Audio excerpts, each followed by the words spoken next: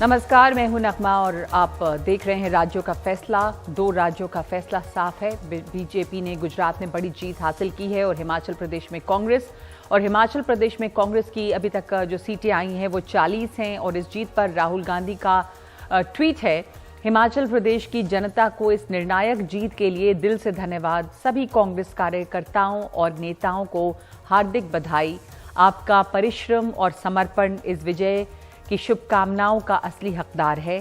फिर से आश्वस्त करता हूं, जनता को किया हर वादा जल्द से जल्द निभाएंगे।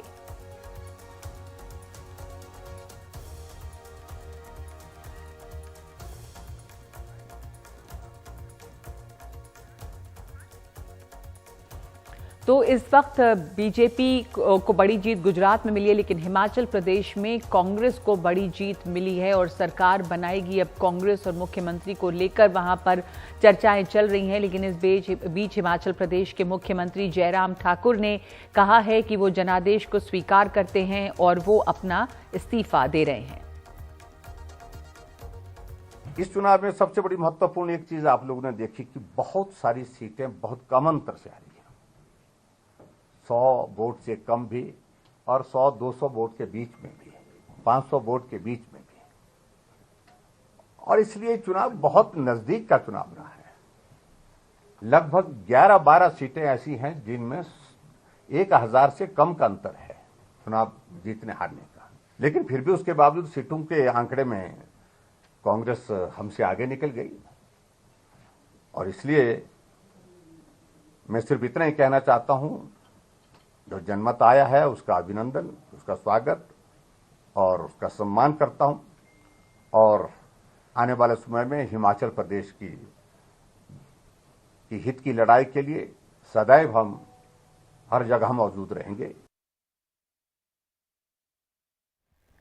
और हिमाचल प्रदेश में कांग्रेस की तरफ से राजीव शुक्ला जो हैं वो प्रभारी रहे चुनाव में, और इसके अलावा भूपेंद्र हुड्डा जो हैं वो वहां पे पर्यवेक्षक के तौर पर रहे। कांग्रेस अध्यक्ष मल्लिकार्जुन खड़गे को उनके अध्यक्ष बनने के बाद में ये जीत हासिल हुई है एक राज्य की। तो कांग्रेस के इन तमाम बड़े नेताओं की इस जीत के ऊपर जो प्रतिक्रियाएं आ रही हैं, पहले आपको वो सुनाते हैं। हिमाचल प्रदेश हम जीते हैं, इसीलिए मैं सभी वहाँ के लोगों को, मतदाताओं को धन्यवाद देता हूँ। और वहाँ जो हमारे कार्यकर्ता और मुखिया जो भी काम किए हैं, जो प्रियंका गांधी जी ने और राहुल गांधी जी की जो भारत जोड़ो यात्रा, वो भी इसमें हमको मदद की है। और हमारी सर्वश्रेष्ठ नेता सोनिया गांधी जी का भी हमारे साथ उनके ब्लेसिंग्स हैं, तो हम जीते हैं।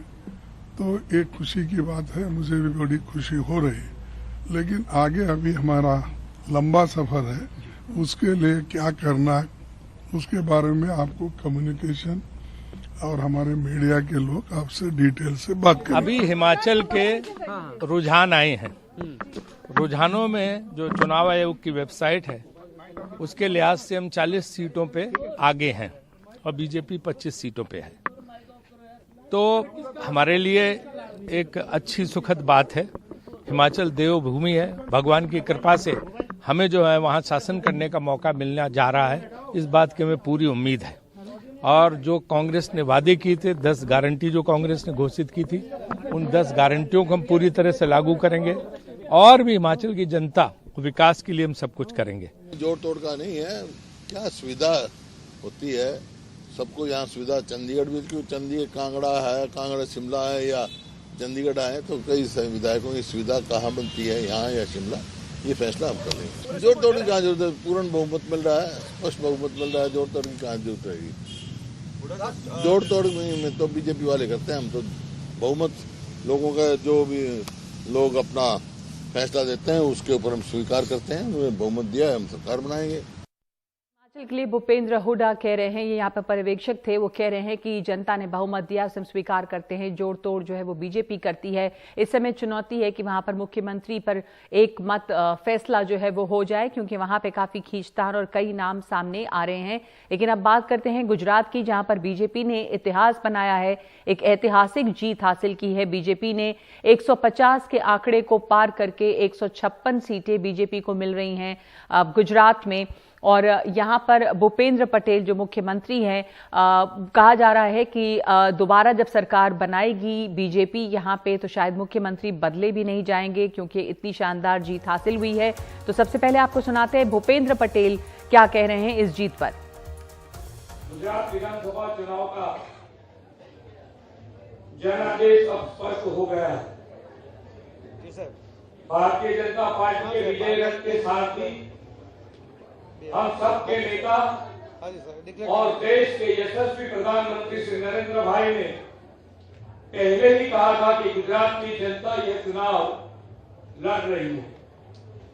गुजरात की जनता ने यह मन बना लिया है कि 2 दशक से चली आ रही गुजरात की इस विकास यात्रा को अविरत चालू रखना है। और वास्तव में हुआ भी यही। गुजरात के लोगों ने एक और कार्यकाल के लिए श्री नरेंद्र भाई मोदी के नेतृत्व वाली भारतीय जनता पार्टी को राज्य के शासन की जिम्मेदारी सौंप दी। एक बार फिर गुजरात के लोगों ने भारतीय जनता पार्टी और यशस्वी प्रधानमंत्री श्री नरेंद्र भाई मोदी पर अटूट भरोसा और विश्वास दिखाया है। हमारे साथ इस वक्त जुड़ रही हैं मेरी सहयोगी तनुश्री पांडे अहमदाबाद से। तनुश्री, गुजरात में एक बड़ी जीत, ऐतिहासिक जीत हासिल की है बीजेपी ने। हम यहाँ पर लगातार स्टूडियो में भी तमाम पत्रकारों से, विश्लेषकों से चर्चा कर रहे हैं। बीजेपी के लोग खुद कह रहे हैं कि उन्हें अंदाजा नहीं था कि इतनी ज्यादा सीटें मिलेंगी। 150 की बात कही जा रही थी, उससे भी ऊपर 7 ज्यादा सीटें यहां पर मिली हैं। प्रधानमंत्री मोदी ने यहां पर बहुत मेहनत की, रैलियां की, मेगा रोड शो किया, ये तमाम चीजें यहां पर हैं। और बड़ी बात कि 25 साल के शासन के बावजूद 27 सालों के बाद वो यहां पर चुने जाते हैं दोबारा। तो क्या वहां पे चर्चा है, आपके हिसाब से क्या एनालिसिस है, वो क्या बड़ी बातें रही जो बीजेपी को इतनी बड़ी जीत दिला रही है? मैं आपको बता दूं, जो सबसे बड़ा एक फैक्टर रहा और जो हम लोग भी रिपोर्ट कर रहे थे पिछले 2 महीने से, कि जो प्राइम मिनिस्टर नरेंद्र मोदी है, जो उनका एक स्ट्रॉन्ग गुजराती कनेक्ट है, कहीं ना कहीं वो सबसे बड़ा फैक्टर है, टॉप मोस्ट फैक्टर है कि बीजेपी को इस तरीके की ऐतिहासिक जीत मिली है। सही बोला आपने कि बीजेपी के जो खुद के भी लोग थे, जो खुद के नेता भी थे, चाहे वो CR पाटिल हो, चाहे हर्ष सांघवी हो, वो खुद भी कह रहे थे कि कहीं ना कहीं 150 तक का अनुमान था, पर 150 भी पार कर जाएगा ये तो बीजेपी के खुद के लीडर्स ने भी नहीं सोचा था। और जितने लोगों से हम सुबह से बात कर रहे हैं, और यहां तक कि जो कांग्रेस के लीडर से भी हम बात कर रहे हैं, हमने जयनारायण व्यास से बात की, जो एक बहुत सीनियर पॉलिटिशियन है, उनसे भी मैंने पूछा कि आपको क्या लगता है कि बीजेपी का इस तरीके का एक ऐतिहासिक विन, वो ऑलरेडी 27 साल से पावर में है, अभी वापस एक बार इतने बड़े मार्जिन से जीतना आपको क्या लगता है? तो उन्होंने भी एक ही बात कही कि उनके जो नेता है, जो प्राइम मिनिस्टर नरेंद्र मोदी है, जो उनका फेस है, जो उनका रेप्यूटेशन है, भले ही लोगों को अपने लोकल MLA का नाम पता हो ना हो, पर जब मोदी जी जब आते हैं और उन्होंने इतनी रैलियां की हैं पिछले 1 महीने में, तो उनका जो एक गुजरात कनेक्ट होता है, कहीं ना कहीं वो जादू बन गया है बीजेपी के लिए। और उसी वजह से हम देख रहे हैं नगमा कि इतने भारी तादाद से आज बीजेपी गुजरात में फिर एक बार जीती है। उनके वो भी मान रहे हैं कि हमारी ऐतिहासिक जीत है, हमने खुद ने भी नहीं सोचा था। हाँ, यह दूसरी बात है कि जो उनका बूथ मैनेजमेंट है नगमा, और ये हम इस पे रिपोर्ट भी करते आ रहे हैं कि जो आर्मी ऑफ बूथ वर्कर्स है, लाखों के लोग हैं जो बूथ वर्कर्स है भारतीय जनता पार्टी के। तो आप समझ सकते हैं कि लाखों के लोग जो बूथ वर्कर्स हैं,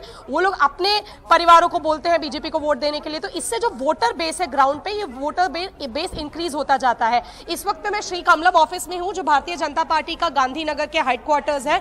हम सुबह से देख रहे हैं कि यहाँ अर्ली ट्रेन्स आते 1 घंटे के अंदर यहाँ पे जश्न का माहौल हो गया था, सेलिब्रेशंस हो रही थी, ढोल नगाड़े बज रहे हैं। मेरे साथ एक इंसान खड़े हैं, वो आज महात्मा गांधी की वेशभूषा में आए हुए हैं। तो क्या आपको कैसा, बीजेपी को खुद भी नहीं लग रहा था कि इतनी बड़ी जीत हो जाएगी? क्या लग रहा है, एक क्या फैक्टर है जो काम कर गया? जय जगन्नाथ। मैं उड़ीसा का लड़का हूँ। मैं पढ़ाई के साथ साथ 1 घंटा स्वच्छ भारत मिशन को लेकर पूरे भारत वर्ष में पैदल यात्रा करता हूँ। जो प्रधानमंत्री नरेंद्र मोदी जी उनसे इंस्पायर होके मैं पूरी भारत वर्ष 2000 किलोमीटर यात्रा। क्या लग रहा है कौन सा फैक्टर है जो बीजेपी के लिए वर्क ये किया? जो अरविंद केजरीवाल ने चैलेंज दिया था गुजरातियों लोग के हम गुजरात के आप सत्ता ले गए, और गुजरातियों ने चैलेंज को मोदी के स्वीकार लिया, मोदी का, और मोदी को पूरा बहुमती से वोटिंग किया। जो अरविंद केजरीवाल यहाँ अपना वोट जमाने आया था, उन्होंने पब्लिक ने उनको फेल कर दिया, उनका सुपड़ा साफ कर दिया। उनका जो जीत का जो उनका नशा था, उनको ऐसा वहम था, वो गुजरात की पब्लिक ने निकाल दिया। और आइंदा भी मोदी 2026 में भी मोदी आएंगे। अच्छा, राजनीति है गुजरात में, विकास की राजनीति, और गुजरात मॉडल पूरा दुनिया में विश्व गुरु बनेगा। नरेंद्र भाई मोदी और सीआर पाटिल और भूपेंद्र भी सरकार ने जो काम किया है कि गुजरात को मुफ्त बिजली पानी या जो केजरीवाल फ्रीबीज की बात करते हैं वो नहीं चाहिए। गुजरात विकास पे वोट कर रहा है, पर ताजुब है कि आपके पीछे बहुत तैयारी के साथ खड़े हैं वो गांधी जी बनकर। मोरबी में भी गुजरात जीतती है, ये भी कोई इशू नहीं रहा वहां पर इतना बड़ा जो हादसा हुआ। तनुश्री, बिल्कुल बिल्कुल मोरबी का हादसा कुछ ही समय बाद हुआ था। हम लोग भी जस्ट गुजरात में आए थे और वो जस्ट इलेक्शंस चुनाव का डिक्लेरेशन हुआ ही था, उस समय एक बहुत बड़ा हादसा हुआ था। बट डेफिनेटली वो भी कोई तरीके का इशू नहीं रहा है, क्योंकि मोरबी में भी भारतीय जनता पार्टी जीती है। कांग्रेस के जो वहां पे कैंडिडेट थे तो उनको भी हराया गया है। मेरी अभी कुछ ही देर पहले उनसे बात हो रही थी फोन पे, और मैंने उनसे पूछा कि कहीं ना कहीं क्या आपको लग रहा है कि क्या आप लोग का बोलना था कि अब ये ट्रेजेडी मोरबी फैक्टर, वो उसको बोल रहे थे कि 2 फैक्टर्स होंगे, एक तो मोदी फैक्टर, एक Morbi factor. Morbi factor Bharatiya Janata party के अगेंस्ट में जाएगा, पर इस वक्त सब कुछ रिजल्ट पे आके तय हो गया है, और रिजल्ट से यही दिख रहा है कि कोई मोरबी फैक्टर नहीं चला। हाँ, मेरे पीछे ये आदमी भी कह रहे हैं कि मोदी फैक्टर चला है, पर मोरबी फैक्टर बिल्कुल नहीं चला। नगमा, इनफैक्ट जो 130-135 लोग जिनकी मृत्यु भी हुई थी, उनके भी जो परिवार वाले थे, हमारी आज बहुत लोगों से फोन पे बात हुई, कहीं ना कहीं लग रहा है कि उनका भी जो वोट है, बड़ा इंपॉर्टेंट वोट है, वो भी भारतीय जनता पार्टी को ही गया है। तो आप अंदाजा लगा सकती हैं कि इस तरीके की जब ग्राउंड पे चीजें होती है तो भारतीय जनता पार्टी बार ये कहा गया था कि बहुत बड़ा होना ही था। जी तनुश्री, बहुत बार ये कहा गया था कि कोई बड़ा मुद्दा ऐसा नहीं है, इमोशनल मुद्दा नहीं है इस बार, लेकिन इस बार एक अंडरकरेंट जो थी और बहुत बड़ा इमोशनल मुद्दा लगा, और गुजरात की अस्मिता और इन तमाम चीजों से लगता है जुड़ा चुनाव, और बहुत ही शानदार रिकॉर्ड बनाते हुए एक जीत दर्ज की वहां पर बीजेपी ने। धन्यवाद आपका इस बातचीत के लिए तनुश्री पांडे। सौरभ शुक्ला भी हमारे साथ जुड़े हैं हिमाचल प्रदेश से, हिमाचल में शिमला में मौजूद हैं सौरभ, और शिमला में बहुत ज्यादा चहल पहल हो गई है। तमाम शिमला की सर्दी के बावजूद वहां पर राजनीतिक सरगर्मियां तेज हैं सौरभ, और अब सब सवाल यही है कि कांग्रेस जीती तो है, मुख्यमंत्री के नाम पे कई नाम सामने आ रहे हैं, तो अब आप वहां पे क्या सुन रहे हैं? यहाँ से तमाम नेता रवाना हो चुके हैं।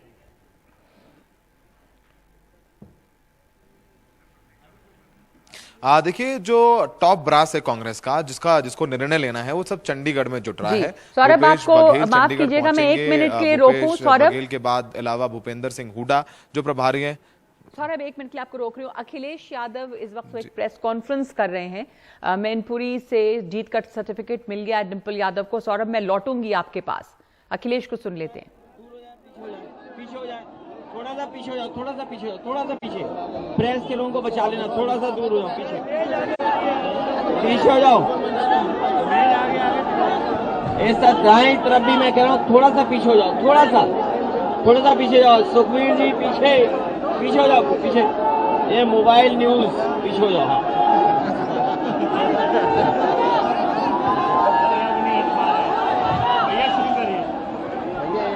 मैं अपने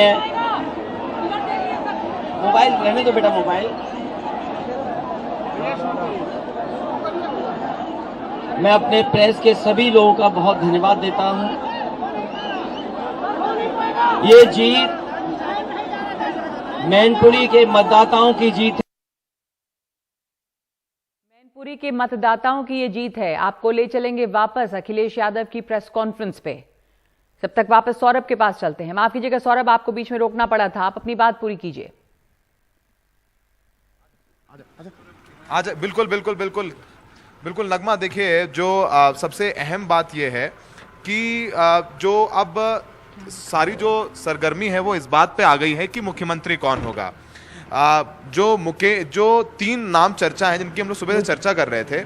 प्रतिभा सिंह, वो हैं सांसद, मंडी से उपचुनाव में जीती थी, वो विधायक नहीं है।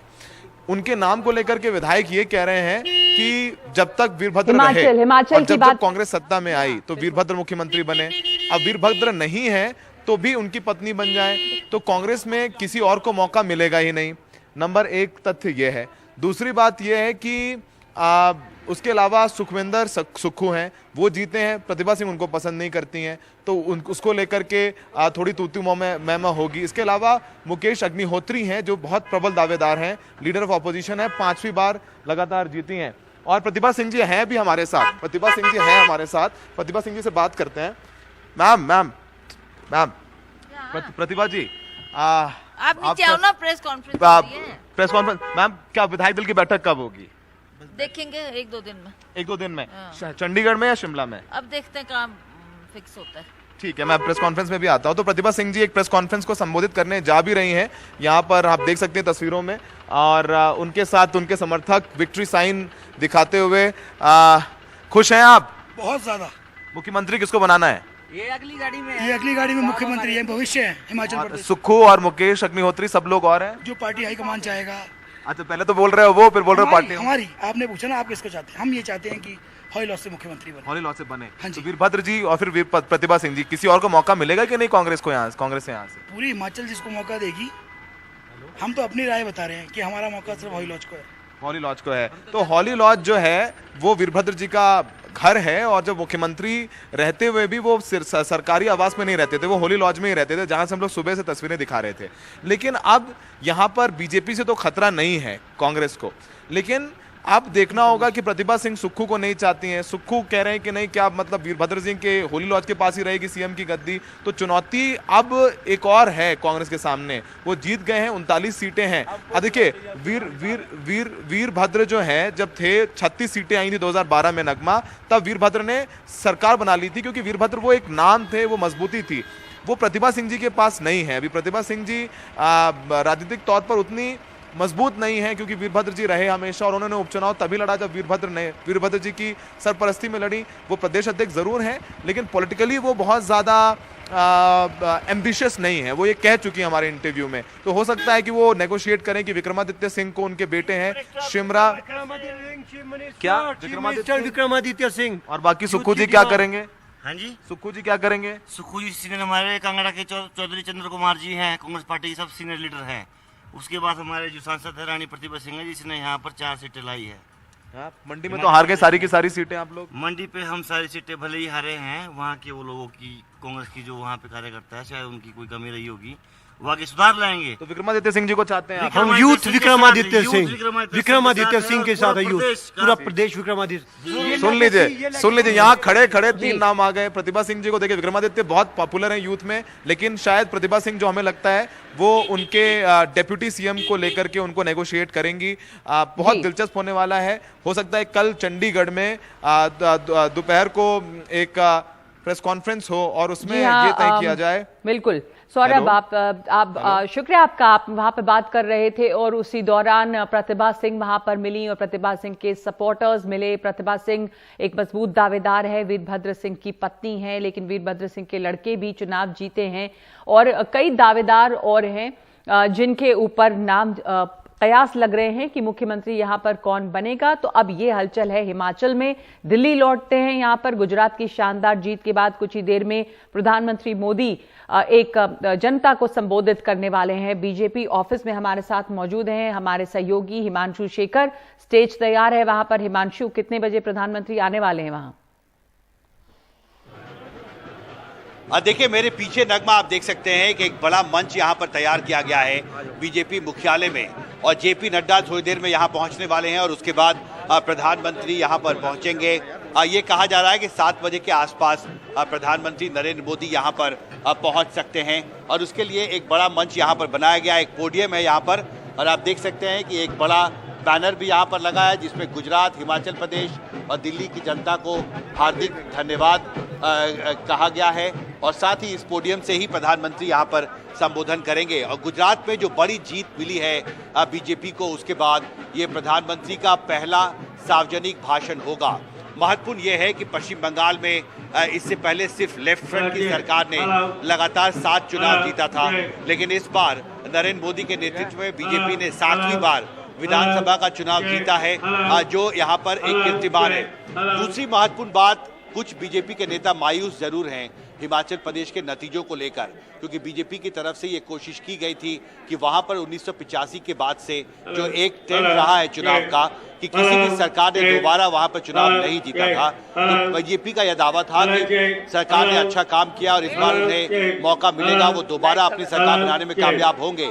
लेकिन ऐसा हुआ नहीं है, इसको लेकर मायूसी है। कुछ नेताओं ने संकेत दिया है कि समन्वय की कमी रही है सेंट्रल लीडरशिप और स्टेट लीडरशिप के बीच में, इसकी वजह से नतीजे हिमाचल प्रदेश में वो नहीं रहे जिसकी हमें उम्मीद थी। लेकिन फिलहाल बीजेपी मुख्यालय पर मैं अपने कैमरा सहयोगी पूजा से गुजारिश करूंगा कि वो एक तस्वीर करें, पैन करके दिखाएं कि यहाँ पर नगमा हजारों की संख्या में बीजेपी के कार्यकर्ता यहाँ पर पहुंचे हैं और यहाँ पर लगातार नारेबाजी चल रही है, नगाड़े बजाए जा रहे हैं और एक जश्न का माहौल है जो कीर्तिमान बीजेपी ने गुजरात में बनाया है। और इतनी बड़ी जीत इससे पहले बीजेपी को गुजरात में कभी नहीं मिली थी, तो निश्चित तौर पर मूड अपबीट है। अब देखना बहुत महत्वपूर्ण होगा कि प्रधानमंत्री जब अपनी पहली प्रतिक्रिया, अपना पहला भाषण देते हैं तो इस पूरे मैंडेट में जो हिमाचल प्रदेश और गुजरात में मैंडेट मिला है, इस पर वो क्या कहते हैं। बिल्कुल, भारी भीड़ यहाँ पर जुटी हुई है, प्रधानमंत्री यहाँ से बोलने वाले हैं कुछ ही देर में। तो हिमांशु, धन्यवाद आपका तस्वीरें दिखाने के लिए। हमारे साथ अब स्टूडियो लौट आए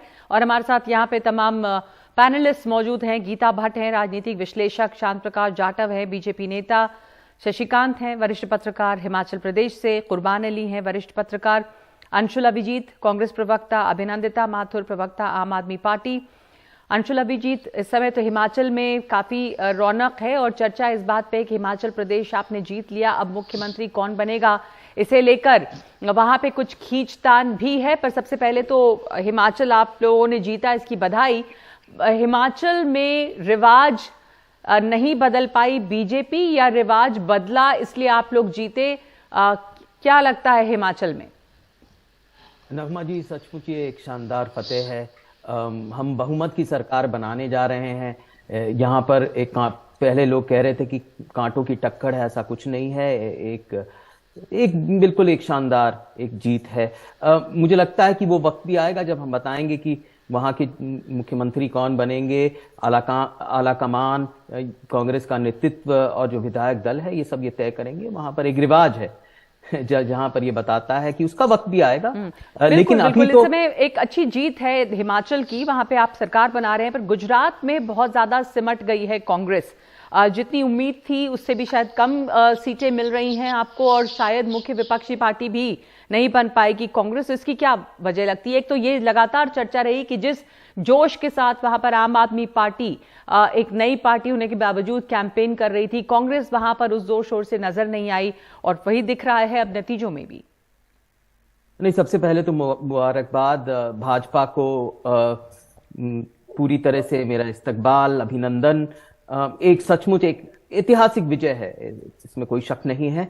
देखिए, कांग्रेस क्यों हारी, शिकस्त का बहुत सारे कारण है। ये नहीं है कि हमारे में वो निष्ठा, वो प्रतिबद्धता, बीजेपी क्यों जीती, आपको क्या लगता है? बीजेपी की इतनी बड़ी जीत की क्या वजह लग रही है? नगमा जी, वहां पर नाराजगी जमीन पे जरूर थी, लोग परेशान थे, लेकिन हमारी एक माइक्रो स्ट्रैटेजी भी थी, एक मुख्तलिफ रणनीति थी। जो हम घर घर में जाते थे, गली गली गए, वहां पर नुक्कड़ सभाएं की, लेकिन ऐसा लगता है कि हमारी युद्ध नीति इस बार सफल नहीं हुई। नाराजगी जरूर थी, बेरोजगारी थी। जो गुजरात मॉडल है वो एक विकृत मॉडल है, विनाशक मॉडल है। वहां पर मुझे लगता है कि बहुत सारे गैर बराबरी भी है, लोग परेशान हैं, लेकिन जो हमारा संदेश था वो वोटों में तमाम गैर बराबरी है, नौकरियां नहीं है, बहुत लोगों में मायूसी है। बावजूद इसके गुजरात में बीजेपी जीतती है, वो भी इतने भारी मतों से। इसका मतलब कि उन्हें कोई विकल्प नहीं मिलता है और फिर वो, हालांकि वोटिंग परसेंटेज कम हुआ। शांत प्रकाश जाटव, इतनी बड़ी जीत आप गुजरात में हासिल करते हैं, प्रधानमंत्री मोदी के चेहरे की वजह से वहां पर यह जीत मिली है, आप मानते हैं? क्योंकि तमाम बेरोजगारी हो, मोरबी फैक्टर हो या लोगों में जमीनी स्तर पे असंतोष हो, बावजूद इसके प्रधानमंत्री ने वहां पर इतनी रैलियां की, गुजरात की अस्मिता की बात हुई, मेगा रोड शो किया और गुजरात में उसी पे वोट दिया है।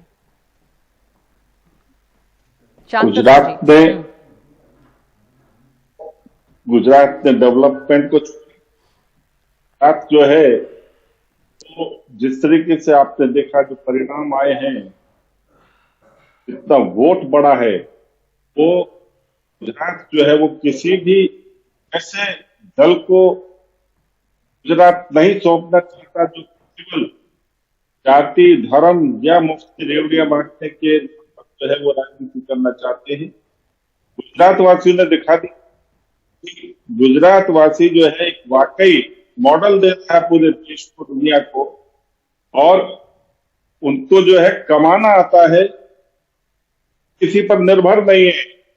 आप कह रहे हैं कि वो जो रेवड़ियों की राजनीति को रिजेक्ट किया उन्होंने, पर कांग्रेस का क्या?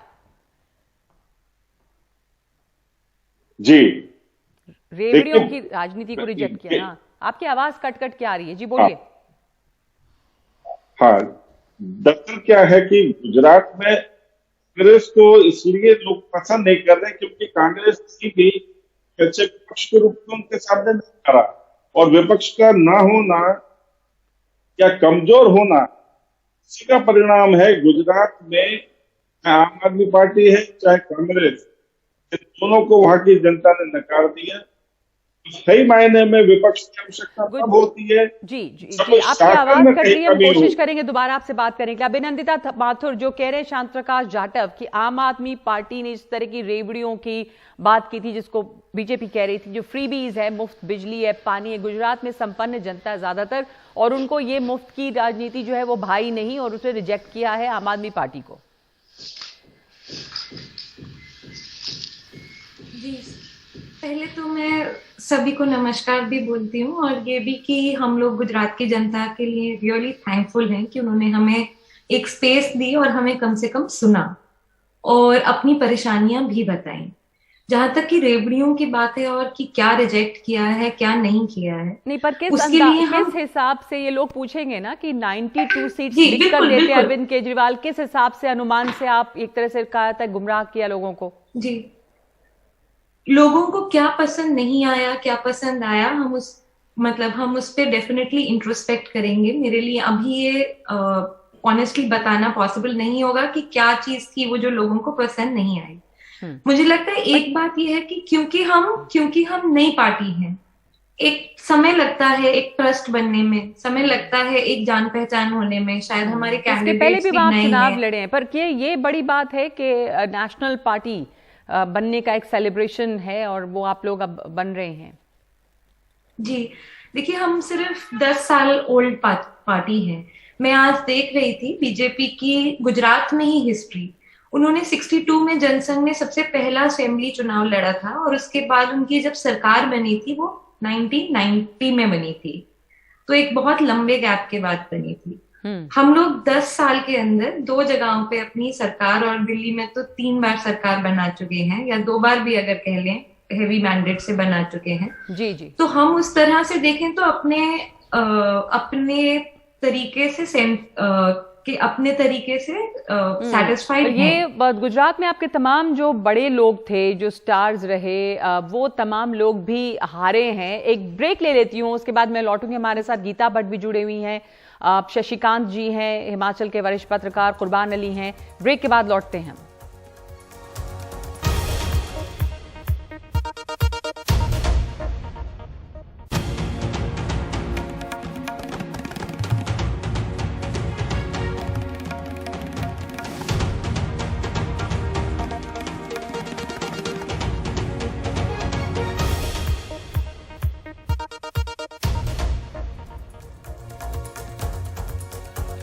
तो गुजरात में बीजेपी की ऐतिहासिक जीत और हिमाचल में कांग्रेस की जीत, इन दोनों पर हम चर्चा कर रहे हैं। मौजूद है मेरे साथ वरिष्ठ पत्रकार कुर्बान अली साहब। गुजरात से शुरू करते हैं। कुर्बान अली साहब, आपका क्या वहां पे आकलन है और क्या आपकी टिप्पणी है नतीजों को देखकर? बीजेपी के लोग भी 150 से ज्यादा अनुमान तो लगा रहे थे, 150 पर उससे ज्यादा का अंदाजा तो था नहीं। तो ऐसी क्या बड़ी चीजें हैं? बार बार लोगों ने चर्चा की थी कि कोई बहुत बड़ा फैक्टर नहीं है, इमोशनल मुद्दा इस बार कोई ऐसा नहीं जो स्वीप करे। वोटिंग परसेंटेज कम था, तो बावजूद तमाम चीजों के कि वहां पे बेरोजगारी भी है, वहां पे बदहाली भी है, बीजेपी को ऐसी लैंडस्लाइड विक्ट्री जो है वो मिलती है, वो क्या दिखा रहा है आपको?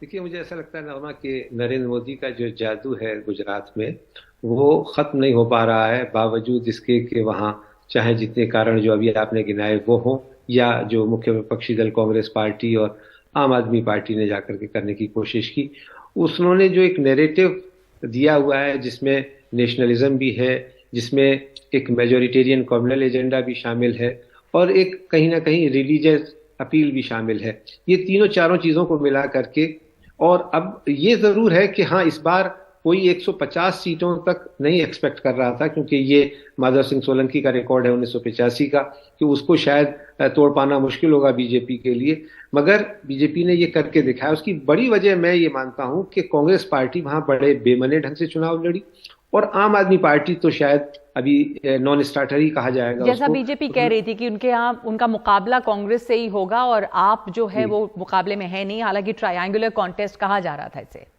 बिल्कुल, तो आम आदमी पार्टी कोई अपना इम्पैक्ट नहीं डाल पाई। और अभी आप जो बात कर रही थी आपके प्रवक्ता से, तो सही है कि वो एक रेटोरिक ज्यादा था, एक नारेबाजी थी, और अरविंद केजरीवाल ने भी बड़े बड़े दावे किए थे।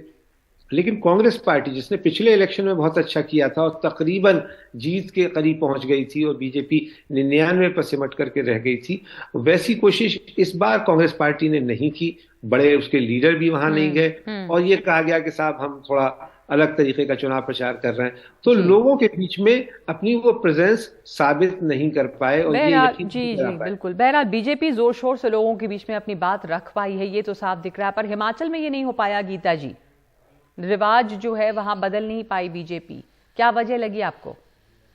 जी नगमा जी, सबसे पहले तो दोनों राजनीतिक दलों को, भारतीय जनता पार्टी और कांग्रेस दोनों को गुजरात और साथ ही हिमाचल प्रदेश जीतने की बहुत बहुत बधाई।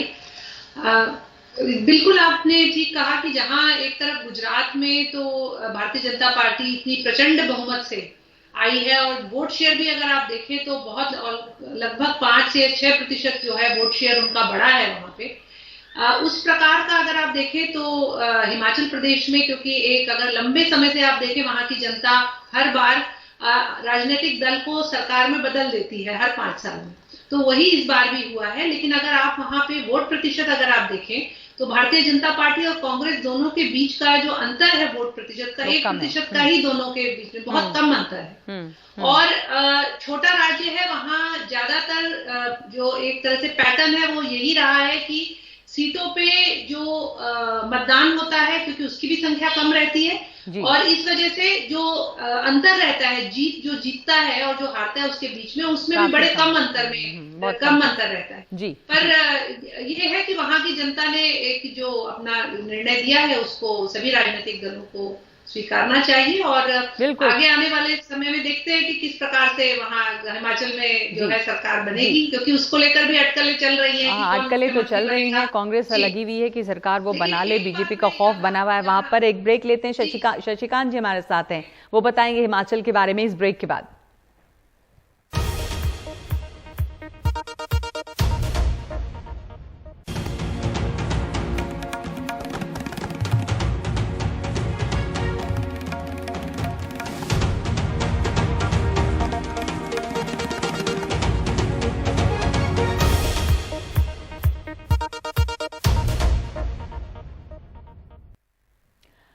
हिमाचल की बात कर रहे हैं हम और हिमाचल में आपने देखा कि कांग्रेस को 39 सीटें मिल गई हैं, जो अब 40 हो गई हैं शायद, लेकिन वहां पे वोट परसेंट का जो अंतर है वो कांग्रेस और बीजेपी में ज्यादा नहीं है। हाँ, बीजेपी रिवाज नहीं बदल पाई है, कांग्रेस ने जीत हासिल कर ली है यहाँ पर। अब यहाँ पे चर्चा ये है कि मुख्यमंत्री कौन बनेगा। शशिकांत जी हमारे साथ हैं, वरिष्ठ पत्रकार हिमाचल प्रदेश से।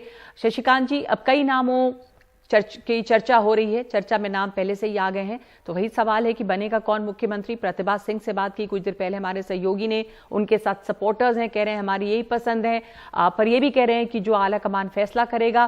वीरभद्र सिंह की वहां पर विरासत जो है, उनका जो उनकी छाप है वो बड़ी है, तो क्या आप लोगों को लग रहा है वहां पर कई नाम सामने आ रहे हैं?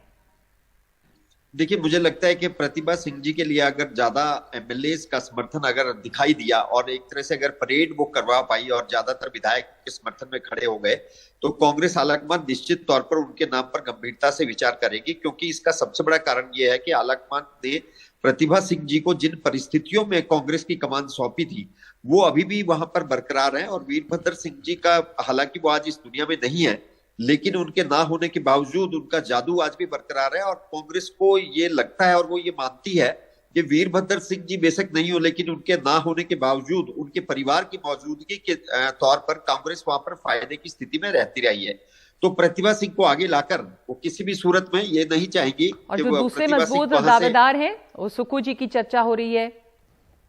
जी, वो दावेदार है, लेकिन उन्हें सबसे बड़ी बात यही होगी कि एक इतना बड़ा समर्थन विधायकों का जुटाकर सामने रखना होगा पार्टी के सामने, क्योंकि पार्टी मुझे लगता है कि वो विधायकों की मांग के आधार पर ही उन्हें मुख्यमंत्री घोषित करेगी, क्योंकि वो एक सांसद हैं इस समय, और जिस समय उन्हें प्रदेश अध्यक्ष बनाया गया था उस समय भी और जब टिकटों का आवंटन किया गया था तब भी यह तय हुआ था कि प्रदेश अध्यक्ष के तौर पर जिसे भी प्रदेश अध्यक्ष बनाया जाएगा वो विधायक का चुनाव नहीं लड़ेगा।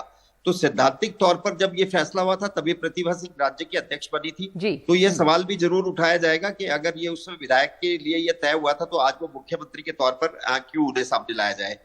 तो यह सवाल जरूर उठेगा, लेकिन अगर विधायक ज्यादा हुआ तो निश्चित तौर पर कांग्रेस उनके नाम पर परहेज नहीं करेगी। जी शुक्रिया आपका। ये तमाम वरिष्ठ नेता जो हैं वहां पर पहुंच गए हैं वैसे, और हिमाचल में पहुंचेंगे। बैठक कहां पे होगी ये अभी देखना है। वहां पर हुड्डा जी हैं, वहां पर भूपेश बघेल हैं और राजीव शुक्ला हैं जो कि प्रभारी रहे हिमाचल के इन चुनावों में।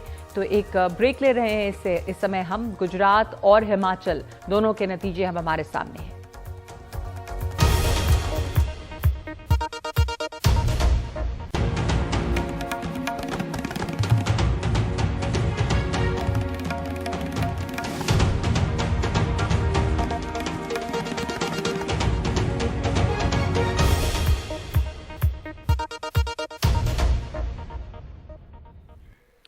तो गुजरात का वर्डिक्ट तो साफ है, साफ तो हिमाचल का भी है, लेकिन इस समय मुख्यमंत्री को लेकर वहां पर काफी सरगर्मियां तेज हैं। भूपेश बघेल वहां पहुंचे हुए हैं, सुनते हैं क्या कह रहे हैं। इनसे मुलाकात होगी, अभी आज होगी, कल होगी। क्या कांग्रेस को हिमाचल में भी हॉर्स ट्रेडिंग का खतरा जो है वो नजर आ रहा है? देखिए, भारतीय जनता पार्टी जिस प्रकार से राजनीति कर रही है अभी तक के 8-10 सालों में, तो उससे किसी भी संभावना से इनकार हमको नहीं करना चाहिए। क्या रणनीति तैयार की है सर आपने? क्या रणनीति तैयार की है कल के लिए, मीटिंग के लिए? कैसे एमएलए को? अभी मैं आया हूँ, सबसे मिल लेता हूँ, फिर बताऊंगा। हिमाचल में जीत का मुख्य कारण क्या मानते हैं? किसके सिर पर